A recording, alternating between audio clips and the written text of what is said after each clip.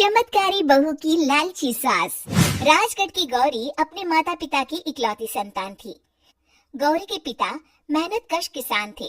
वो सारा दिन खेतों में काम करते। गौरी अपनी माँ का किचन में हाथ बटाती। वो जंगल से लकड़ियाँ बीनती और माँ के चूल्हे में मदद करती। एक दिन वो जंगल में लकड़ी बीनने गई थी कि तभी उसे रोने की आवाज आती है।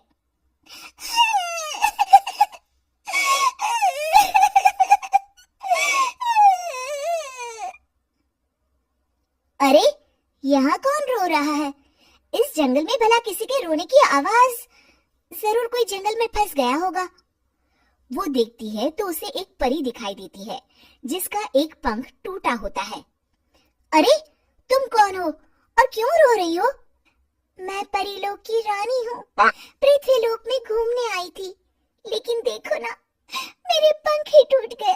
अब मैं कैसे उड़ान भरूंगी? अरे, इसे जोड़ना तो आसान है। रुको, मैं अभी जोड़ देती हूँ। ये कहकर गौरी लकड़ी और रस्सी की सहायता से पंखों को जोड़ देती है। परी अपने जुड़े हुए पंखों को देखकर खुश हो जाती है और गौरी को वरदान देती है कि वो पूर्णिमा की रात किसी भी चीज को हाथ लगाएगी तो वो सोने की हो जाएगी। लेकिन गलती से अगर उसने किसी इंसान को छू लिया तो वो अगली पूर्णिमा तक सोने का ही रहेगा।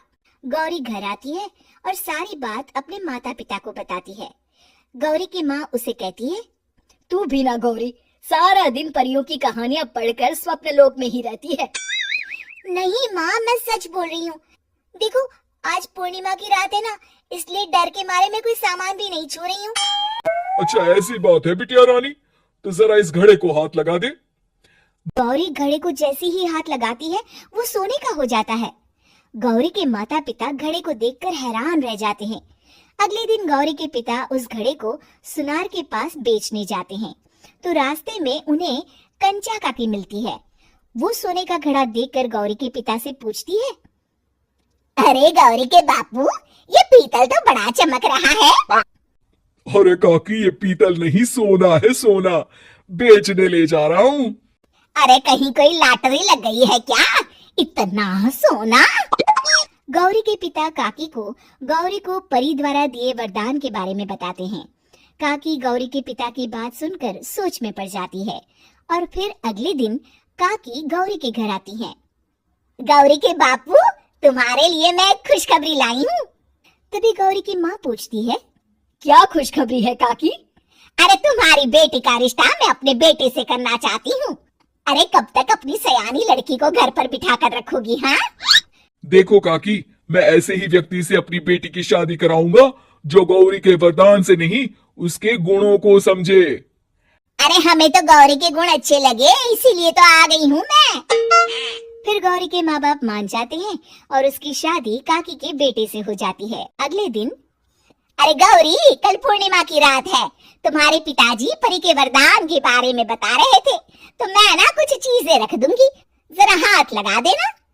तभी गौरी का पति वहाँ आ जाता है और अपनी माँ से कहता है, माँ, क्या जरूरत है गौरी के वरदान को इस्तेमाल करने की? वैसे भी मेरी मेहनत से घर तो चल ही रहा है ना। और गौरी के पिता ने भी यही कहा था कि वो ऐसे ही व्यक्ति से उनकी बेटी की शादी करेंगे जो गौरी के वरदान से नहीं, उसके गुणों को समझे। अरे बस कर किताबी बातें। तेरे लिए क्या लड़कियों की कमी थी जो मैं ये किसान की बेटी घर ले आती?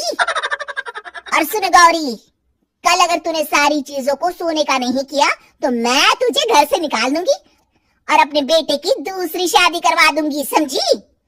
इतना कहकर गौरी की सास वहाँ से चली जाती है। अगली पूर्णिमा की रात गौरी की सास गौरी के सामने ढेर सारे बर्तन रख देती है और कहती है, जल्दी कर गौरी, रात खत्म हो जाएगी। जल्दी जल्दी इन सारे बर्तनों को हाथ लगाकर सोने का कर दे।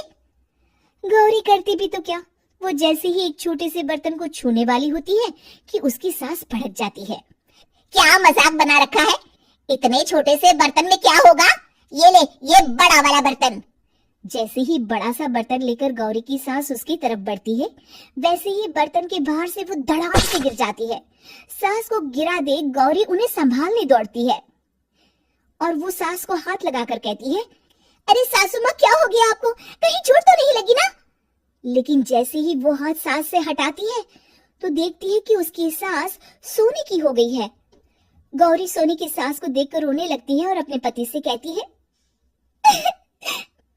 मुझे परी ने कहा था कि अगर मैं किसी इंसान को हाथ लगाती हूँ तो वो अगली पूर्णिमा तक सोने का ही रहेगा। अब मैं क्या करूँ?